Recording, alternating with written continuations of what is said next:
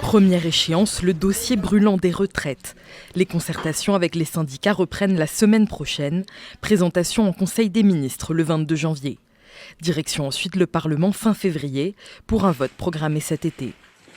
Autre texte à l'agenda, celui de la réforme de l'audiovisuel public qui prévoit notamment la fusion de Radio France et France Télévisions.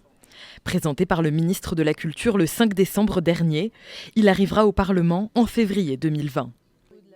Maintes fois repoussée, la loi sur la dépendance sera-t-elle enfin présentée en 2020 ? Le texte vise à s'adapter au vieillissement de la population. En 2050, une personne sur 3 aura plus de 60 ans.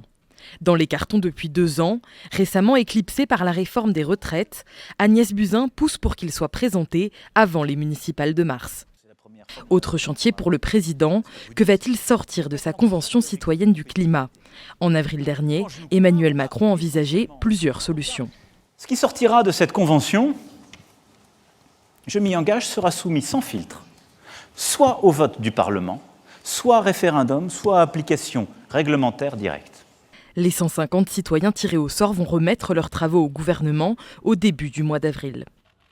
Enfin, reste la réforme institutionnelle et sa diminution de 25% du nombre de parlementaires sur les rails depuis 2018.